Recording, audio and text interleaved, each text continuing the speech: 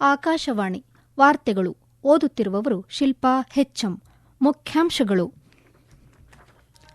ಭಾರತದ ರಕ್ಷಣಾ ಉತ್ಪಾದನಾ ಪರಿಸರ ವ್ಯವಸ್ಥೆ ನಿರಂತರವಾಗಿ ಉದಾರೀಕರಣ, ರಕ್ಷಣಾ ಸಚಿವ ರಾಜನಾಥ್ ಸಿಂಗ್. ಬಿಹಾರ ವಿಧಾನಸಭಾ ಚುನಾವಣೆ ಅಧಿಸೂಚನೆ ಪ್ರಕಟಿಸಿದ ಚುನಾವಣಾ ಆಯೋಗ. ವಿಶ್ವ ಸಂರಕ್ಷಣಾ ಶೃಂಗಸಭೆ 5 ವರ್ಷಗಳ ರಾಷ್ಟ್ರೀಯ ಕೆಂಪುಪಟ್ಟಿ ಮಾರ್ಗಸೂಚಿ ಪ್ರಕಟಿಸಿದ Bharat. Test cricket West Indies ವಿರುದ್ಧ ಟಾಸ್ ಗೆದ್ದ ಭಾರತ ಬ್ಯಾಟಿಂಗ್ ಆಯ್ಕೆ. ವಾರ್ತೆಗಳ ವಿವರ. ಭಾರತದ ರಕ್ಷಣಾ ಉತ್ಪಾದನಾ ಪರಿಸರ ವ್ಯವಸ್ಥೆಯನ್ನು ವಿವಿಧ ನೀತಿ ಮಧ್ಯಸ್ಥಿಕೆಗಳು ಮತ್ತು ಅನುಸರಣೆಗಳ ಮೂಲಕ ನಿರಂತರವಾಗಿ ಉದಾರೀಕರಣಗೊಳಿಸಲಾಗುತ್ತಿದೆ. ಭಾರತವನ್ನು ಹೆಚ್ಚು ವ್ಯಾಪಾರ ಸ್ನೇಹಿಯನ್ನಾಗಿ ಮಾಡಲು ಕಾರ್ಯವಿಧಾನಗಳನ್ನು ಸರಳೀಕರಿಸಲಾಗುತ್ತಿದೆ ಎಂದು ರಕ್ಷಣಾ ಸಚಿವ ರಾಜನಾಥ್ ಸಿಂಗ್ ಹೇಳಿದ್ದಾರೆ. ಸಿಡ್ನಿಯಲ್ಲಿ ಇಂದು ಆಸ್ಟ್ರೇಲಿಯಾದ ಸಹಾಯಕ ರಕ್ಷಣಾ ಸಚಿವ ಪೀಟರ್ ಖಲೀಲ್ ಅವರೊಂದಿಗಿನ ದ್ವಿಪಕ್ಷೀಯ ಸಭೆಯಲ್ಲಿ ಮಾತನಾಡಿದ ರಾಜನಾಥ್ ಸಿಂಗ್, ಕಳೆದ ವರ್ಷ ಭಾರತದ ರಕ್ಷಣಾ ರಫ್ತು ಸುಮಾರು 23,622 ಕೋಟಿ ರೂಪಾಯಿಗಳನ್ನು ತಲುಪಿದೆ. ಭಾರತೀಯ ಕಂಪನಿಗಳು ಈಗ ಸುಮಾರು 100 ದೇಶಗಳಿಗೆ ರಫ್ತು ಮಾಡುತ್ತವೆ ಎಂದು ತಿಳಿಸಿದರು. Our defense exports have reached approximately 23,622 crore last year, and Indian companies now export to around 100 countries. Friends, strategic reforms such as Make in India, production-linked incentive schemes, and a digital transformation have fostered a conducive environment for innovation, investment, and manufacturing growth. ಬಿಹಾರದಲ್ಲಿ ಮೊದಲ ಹಂತದ ವಿಧಾನಸಭಾ ಚುನಾವಣೆಗೆ ಇಂದು ಅಧಿಸೂಚನೆ ಹೊರಡಿಸಿದೆ. ಈ ಮೂಲಕ ಮೊದಲ ಹಂತಕ್ಕೆ ನಾಮಪತ್ರ ಸಲ್ಲಿಕೆ ಆರಂಭವಾಗಿದೆ. 243 ಸದಸ್ಯ ಬಲದ ಬಿಹಾರ ವಿಧಾನಸಭೆಗೆ 2 ಹಂತಗಳಲ್ಲಿ ಚುನಾವಣೆ ನಡೆಯಲಿದೆ. ನವೆಂಬರ್ 6ರಂದು 121 ಸ್ಥಾನಗಳಿಗೆ ಮೊದಲ ಹಂತದ ಮತದಾನ ನಡೆಯಲಿದೆ. ಈ ತಿಂಗಳ 17ರಂದು ನಾಮಪತ್ರ ಸಲ್ಲಿಸಲು ಕೊನೆಯ ದಿನವಾಗಿದೆ. ನವೆಂಬರ್ 11ರಂದು 2ನೇ ಹಂತದಲ್ಲಿ 122 ವಿಧಾನಸಭಾ ಕ್ಷೇತ್ರಗಳಿಗೆ ಮತದಾನ ನಡೆಯಲಿದೆ. ಬಿಹಾರ ವಿಧಾನಸಭಾ ಚುನಾವಣೆಯ ಸಮಯದಲ್ಲಿ ಸುಗಮ ಕಾರ್ಯನಿರ್ವಹಣೆಯನ್ನು ಖಚಿತಪಡಿಸಿಕೊಳ್ಳಲು ಸುಮಾರು 8,50,000 ಅಧಿಕಾರಿಗಳನ್ನು ನಿಯೋಜಿಸಲಾಗಿದೆ. ಸುಮಾರು 4,53,000 ಚುನಾವಣಾ ಸಿಬ್ಬಂದಿ, 2,50,000 ಪೊಲೀಸ್ ಅಧಿಕಾರಿಗಳು, 28,000ಕ್ಕೂ ಹೆಚ್ಚು ಎಣಿಕೆ ಸಿಬ್ಬಂದಿ, 18,000 ಸೂಕ್ಷ್ಮ ವೀಕ್ಷಕರನ್ನು ನೇಮಿಸಲಾಗಿದೆ ಎಂದು ಚುನಾವಣಾ ಆಯೋಗ ತಿಳಿಸಿದೆ. ಮತದಾರರ ಪಟ್ಟಿಯಲ್ಲಿರುವ ಮತದಾರರು ಮತದಾರರ ಫೋಟೋ ಗುರುತಿನ ಚೀಟಿ ಹೊರತುಪಡಿಸಿ 12 ಪರ್ಯಾಯ ಫೋಟೋ ಐಡಿಗಳಲ್ಲಿ ಯಾವುದನ್ನಾದರೂ ಪ್ರದರ್ಶಿಸಬಹುದು ಎಂದು ಚುನಾವಣಾ ಆಯೋಗ ಹೇಳಿದೆ. ಈ ಐಡಿಗಳಲ್ಲಿ Aadhaar card, PAN card, passport, ಚಾಲನಾ ಪರವಾನಗಿ ಮತ್ತು ಬ್ಯಾಂಕ್ ಅಥವಾ ಅಂಚೆ ಕಚೇರಿಯಿಂದ ನೀಡಲಾದ ಛಾಯಾಚಿತ್ರದೊಂದಿಗೆ ಪಾಸ್ಬುಕ್ಗಳು ಸೇರಿವೆ. ಬಿಹಾರದಲ್ಲಿ ಮತ್ತು ಉಪಚುನಾವಣೆಗಳು ನಡೆಯುತ್ತಿರುವ ವಿವಿಧ ರಾಜ್ಯಗಳ 8 ವಿಧಾನಸಭಾ ಕ್ಷೇತ್ರಗಳಲ್ಲಿ ಸುಮಾರು 100% ಮತದಾರರಿಗೆ ಗುರುತಿನ ಚೀಟಿಗಳನ್ನು ನೀಡಲಾಗಿದೆ. ಮತದಾರರ ಪಟ್ಟಿಯ ಅಂತಿಮ ಪ್ರಕಟಣೆಯ 15 ದಿನಗಳ ಒಳಗೆ ಹೊಸ ಮತದಾರರಿಗೆ ಗುರುತಿನ ಚೀಟಿಗಳನ್ನು ತಲುಪಿಸುವುದನ್ನು ಖಚಿತಪಡಿಸಿಕೊಳ್ಳಲು ಎಲ್ಲ ಮುಖ್ಯ ಚುನಾವಣಾ ಅಧಿಕಾರಿಗಳಿಗೆ ನಿರ್ದೇಶನಗಳನ್ನು ನೀಡಿರುವುದಾಗಿ ಚುನಾವಣಾ ಆಯೋಗ ತಿಳಿಸಿದೆ.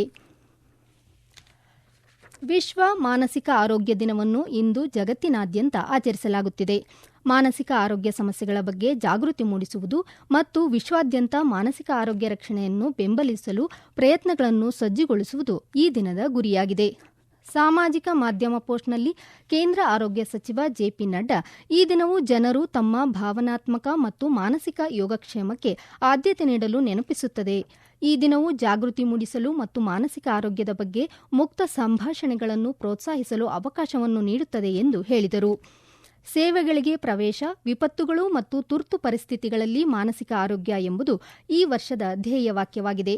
ತುರ್ತು ಸಂದರ್ಭಗಳಲ್ಲಿ ಬೆಂಬಲ ವ್ಯವಸ್ಥೆಗಳು ಲಭ್ಯವಿರುವುದನ್ನು ಖಚಿತಪಡಿಸಿಕೊಳ್ಳುವ ಅಗತ್ಯವನ್ನು ಇದು ಎತ್ತಿ ತೋರಿಸುತ್ತದೆ ಎಂದು ಸಚಿವರು ಹೇಳಿದರು. ಎಲ್ಲರಿಗೂ ಆರೈಕೆ, ತಿಳುವಳಿಕೆ ಮತ್ತು ಮಾನಸಿಕ ಆರೋಗ್ಯ ಸೇವೆಗಳಿಗೆ ಸಕಾಲಿಕ ಪ್ರವೇಶವನ್ನು ಉತ್ತೇಜಿಸುವ ಸಮಾಜವನ್ನು ನಿರ್ಮಿಸಲು ಎಲ್ಲರೂ ಒಟ್ಟಾಗಿ ಕೆಲಸ ಮಾಡಬೇಕು ಎಂದು ಸಚಿವ ಜೆಪಿ ನಡ್ಡಾ ಮನವಿ ಮಾಡಿದರು. ಈ ವಾರ್ತೆಗಳನ್ನು ಆಕಾಶವಾಣಿಯಿಂದ ಕೇಳುತ್ತಿದ್ದೀರಿ. ಇದೀಗ ವಾಣಿಜ್ಯ ಪ್ರಕಟಣೆ, ನಂತರ ವಾರ್ತಾ ಪ್ರಸಾರ ಮುಂದುವರಿಯುವುದು. ನಮ್ಮ ಮನೆಗಳಿಂದ ಪ್ರತಿನಿತ್ಯ ತ್ಯಾಜ್ಯ ಸಂಗ್ರಹಣೆ ಮಾಡುವ ಪೌರ ಕಾರ್ಮಿಕರಿಗೂ ನಮ್ಮಂತೆಯೇ ಕುಟುಂಬವಿದೆ, ವೈಯಕ್ತಿಕ ಬದುಕಿದೆ. ನೀವು ನೀಡೋ ಮಿಶ್ರ ತ್ಯಾಜ್ಯದಿಂದ ಪೌರ ಕಾರ್ಮಿಕರು ಅಪಾಯಕ್ಕೊಳಗಾಗುವ ಸಾಧ್ಯತೆಗಳಿವೆ. ಆದ್ದರಿಂದ ತ್ಯಾಜ್ಯವನ್ನ ಹಸಿ ತ್ಯಾಜ್ಯ, ಒಣ ತ್ಯಾಜ್ಯ, ಅಪಾಯಕಾರಿ ತ್ಯಾಜ್ಯವೆಂದು ವಿಂಗಡಿಸಿ ನೀಡೋದ್ರಿಂದ ನಗರದ ಸ್ವಚ್ಛತೆಗಾಗಿ ದುಡಿಯುವಂತಹ ಪೌರ ಕಾರ್ಮಿಕರ ಸುರಕ್ಷತೆಯ ಜೊತೆಗೆ ಪರಿಸರ ಸಂರಕ್ಷಣೆಯಲ್ಲಿ ಕೂಡ ನಾವು ಕೈಜೋಡಿಸಬಹುದು. ಪ್ರಕಟಣೆ ರಾಜ್ಯ ಅಭಿಯಾನ ನಿರ್ದೇಶನಾಲಯ, ಸ್ವಚ್ಛ ಭಾರತ್ ಮಿಷನ್, ನಗರ ಯೋಜನೆ, ಕರ್ನಾಟಕ ಸರ್ಕಾರ. ಜೀವ ವೈವಿಧ್ಯ ಸಂರಕ್ಷಣೆಯನ್ನು ಬಲಪಡಿಸಲು ಭಾರತ ಅಬುದಾಬಿಯಲ್ಲಿ ನಡೆದ ವಿಶ್ವ ಸಂರಕ್ಷಣಾ ಶೃಂಗಸಭೆಯಲ್ಲಿ ಮುಂದಿನ 5 ವರ್ಷಗಳ ತನ್ನ ರಾಷ್ಟ್ರೀಯ ಕೆಂಪುಪಟ್ಟಿ ಮಾರ್ಗಸೂಚಿಯನ್ನು ಅನಾವರಣಗೊಳಿಸಿತು. ಕೇಂದ್ರ ಪರಿಸರ, ಅರಣ್ಯ ಮತ್ತು ಹವಾಮಾನ ಬದಲಾವಣೆ ರಾಜ್ಯ ಸಚಿವ ಕೀರ್ತಿವರ್ಧನ್ ಸಿಂಗ್ ಕೆಂಪುಪಟ್ಟಿ ಮಾರ್ಗಸೂಚಿಯನ್ನು ಪ್ರಕಟಿಸಿದರು. ಈ ಕೆಂಪುಪಟ್ಟಿಯು 2030ರವರೆಗೆ ದೇಶದ ಸಂರಕ್ಷಣಾ ಕಾರ್ಯತಂತ್ರಕ್ಕೆ ಮಾರ್ಗದರ್ಶನ ನೀಡುತ್ತದೆ ಹಾಗೂ ಕೇಂದ್ರೀಕೃತ ರಕ್ಷಣಾ ಪ್ರಯತ್ನಗಳಿಗಾಗಿ ಅಳಿವಿನಂಚಿನಲ್ಲಿರುವ ಪ್ರಭೇದಗಳನ್ನು ಗುರುತಿಸಲು ಸಹಾಯ ಮಾಡುತ್ತದೆ. ಈ ಸಂದರ್ಭದಲ್ಲಿ ಮಾತನಾಡಿದ ಕೇಂದ್ರ ರಾಜ್ಯ ಸಚಿವ ಕೀರ್ತಿವರ್ಧನ್ ಸಿಂಗ್, ಕೆಂಪುಪಟ್ಟಿಯಂತಹ ವೈಜ್ಞಾನಿಕ ದಾಖಲಾತಿಗಳು ಆದ್ಯತೆಗಳನ್ನು ಗುರುತಿಸುವಲ್ಲಿ ಮತ್ತು ಸಂಪನ್ಮೂಲಗಳನ್ನು ಪರಿಣಾಮಕಾರಿಯಾಗಿ ನಿರ್ದೇಶಿಸುವಲ್ಲಿ ನಿರ್ಣಾಯಕ ಪಾತ್ರ ವಹಿಸುತ್ತದೆ ಎಂದು ಹೇಳಿದರು. ವಿಶ್ವದ 17 ಬೃಹತ್ ವೈವಿಧ್ಯಮಯ ದೇಶಗಳಲ್ಲಿ ಒಂದಾದ ಭಾರತ 4 ಜಾಗತಿಕ ಜೀವ ವೈವಿಧ್ಯ ತಾಣಗಳು ಮತ್ತು 20,000ಕ್ಕೂ ಹೆಚ್ಚು ಸಮುದ್ರ ಪ್ರಭೇದಗಳನ್ನು ಒಳಗೊಂಡಂತೆ ಸಾವಿರಾರು ಸ್ಥಳೀಯ ಪ್ರಭೇದಗಳಿಗೆ ನೆಲೆಯಾಗಿದೆ. ಜಾಗತಿಕ ಮಾನದಂಡಗಳಿಗೆ ಅನುಗುಣವಾಗಿರುವ ಕೆಂಪುಪಟ್ಟಿ ಉಪಕ್ರಮವು 2030ರ ವೇಳೆಗೆ ಪುರಾವೆ ಆಧಾರಿತ ಸಂರಕ್ಷಣಾ ನೀತಿಗಳು ಮತ್ತು ರಾಷ್ಟ್ರೀಯ ಕೆಂಪು ದತ್ತಾಂಶ ಪುಸ್ತಕಗಳ ಪ್ರಕಟಣೆಯನ್ನು ಬೆಂಬಲಿಸುತ್ತದೆ. ಭಾರತೀಯ ರಿಸರ್ವ್ ಬ್ಯಾಂಕಿನ ಡೆಪ್ಯೂಟಿ ಗವರ್ನರ್ ಆಗಿ ಶಿರೀರ್ ಚಂದ್ರ ಮುರ್ಮು 3 ವರ್ಷಗಳ ಅವಧಿಗೆ ಅಧಿಕಾರ ವಹಿಸಿಕೊಂಡಿದ್ದಾರೆ. ಇದಕ್ಕೂ ಮುನ್ನ ಶಿರೀಶ್ ಚಂದ್ರ ಮುರ್ಮು ಅವರು ರಿಸರ್ವ್ ಬ್ಯಾಂಕಿನ ಕಾರ್ಯನಿರ್ವಾಹಕ ನಿರ್ದೇಶಕರಾಗಿದ್ದರು. ಡೆಪ್ಯೂಟಿ ಗವರ್ನರ್ ಶಿರೀಶ್ ಚಂದ್ರ ಮುರ್ಮು ಸಂವಹನ ಇಲಾಖೆ, ಸರ್ಕಾರಿ ಮತ್ತು ಬ್ಯಾಂಕ್ ಖಾತೆಗಳ ಇಲಾಖೆ, ನಿಯಂತ್ರಣ ಮತ್ತು ಜಾರಿ ಇಲಾಖೆಯ ಮೇಲ್ವಿಚಾರಣೆಯ ಜವಾಬ್ದಾರಿ ವಹಿಸಲಿದ್ದಾರೆ. ದೆಹಲಿಯ ಅರುಣ್ ಜೇಟ್ಲಿ ಕ್ರೀಡಾಂಗಣದಲ್ಲಿ ಇಂದು ನಡೆಯುತ್ತಿರುವ 2ನೇ ಟೆಸ್ಟ್ ಕ್ರಿಕೆಟ್ ಪಂದ್ಯದಲ್ಲಿ ಭಾರತ ಮತ್ತು ವೆಸ್ಟ್ ಇಂಡೀಸ್ ಮುಖಾಮುಖಿಯಾಗಿವೆ. ಟಾಸ್ ಗೆದ್ದ ಭಾರತ ಬ್ಯಾಟಿಂಗ್ ಆಯ್ಕೆ ಮಾಡಿಕೊಂಡಿದೆ. ಇತ್ತೀಚಿನ ವರದಿಯಂತೆ ಭಾರತ ಮೊದಲ ಇನ್ನಿಂಗ್ಸ್ನಲ್ಲಿ 1 ವಿಕೆಟ್ಗಳಿಗೆ 175 ರನ್ ಮಾಡಿ ಆಡುತ್ತಿದೆ. ಶುಭ್ಮನ್ ಗಿಲ್ ನೇತೃತ್ವದ ಭಾರತ ತಂಡ ಅಹಮದಾಬಾದ್ನಲ್ಲಿ ನಡೆದ ಸರಣಿಯ ಆರಂಭಿಕ ಪಂದ್ಯದಲ್ಲಿ ನಿರ್ಣಾಯಕ ಜಯ ಗಳಿಸಿದ ನಂತರ ಈ ಪಂದ್ಯವನ್ನು ಗೆದ್ದು ಸರಣಿಯನ್ನು ಕ್ಲೀನ್ ಸ್ವೀಪ್ ಮಾಡಲು ತವಕಿಸುತ್ತಿದೆ. ಗುವಾಹಟಿಯ ಬರ್ಸಾಪುರ ಕ್ರಿಕೆಟ್ ಕ್ರೀಡಾಂಗಣದಲ್ಲಿ ಇಂದು ನಡೆಯುವ ಐಸಿಸಿ ಮಹಿಳಾ ಏಕದಿನ ಕ್ರಿಕೆಟ್ ಪಂದ್ಯದಲ್ಲಿ ನ್ಯೂಜಿಲೆಂಡ್ ಮತ್ತು ಬಾಂಗ್ಲಾದೇಶ ವನಿತಾ ತಂಡಗಳು ಮುಖಾಮುಖಿಯಾಗಲಿವೆ. ಪಂದ್ಯ ಮಧ್ಯಾಹ್ನ 3 ಗಂಟೆಗೆ ಆರಂಭವಾಗಲಿದೆ. ಅಸ್ಸಾಂನ ಗುವಾಹಟಿಯಲ್ಲಿರುವ ನ್ಯಾಷನಲ್ ಸೆಂಟರ್ ಆಫ್ ಎಕ್ಸಲೆನ್ಸ್ನ ನಡೆದ ಬಿಡಬ್ಲ್ಯೂಎಫ್ ವಿಶ್ವ ಜೂನಿಯರ್ ಮಿಶ್ರ ತಂಡ ಬ್ಯಾಡ್ಮಿಂಟನ್ ಚಾಂಪಿಯನ್ಶಿಪ್ನ ಕ್ವಾರ್ಟರ್ ಫೈನಲ್ನಲ್ಲಿ ಭಾರತ ಕೊರಿಯಾ ತಂಡವನ್ನು ಪರಾಭವಗೊಳಿಸಿದೆ. ಈ ಐತಿಹಾಸಿಕ ಗೆಲುವಿನೊಂದಿಗೆ ಭಾರತ ಇತಿಹಾಸದಲ್ಲಿಯೇ ತನ್ನ ಮೊದಲ ಮಿಶ್ರ ತಂಡ ಪದಕವನ್ನು ಖಚಿತಪಡಿಸಿದೆ.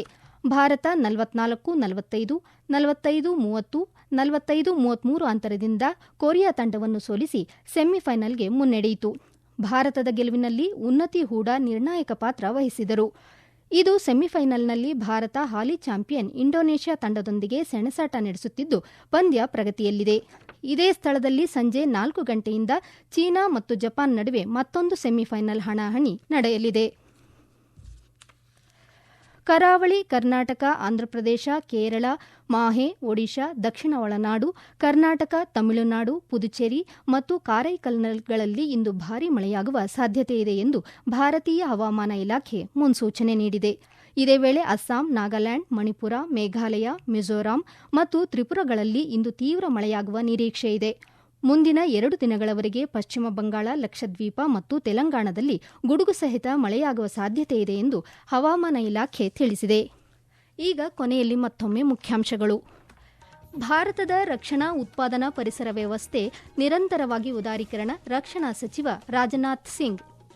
ಬಿಹಾರ ವಿಧಾನಸಭಾ ಚುನಾವಣೆ ಅಧಿಸೂಚನೆ ಪ್ರಕಟಿಸಿದ ಚುನಾವಣಾ ಆಯೋಗ. ವಿಶ್ವ ಸಂರಕ್ಷಣಾ ಶೃಂಗಸಭೆ 5 ವರ್ಷಗಳ ರಾಷ್ಟ್ರೀಯ ಕೆಂಪುಪಟ್ಟಿ ಮಾರ್ಗಸೂಚಿ ಪ್ರಕಟಿಸಿದ ಭಾರತ.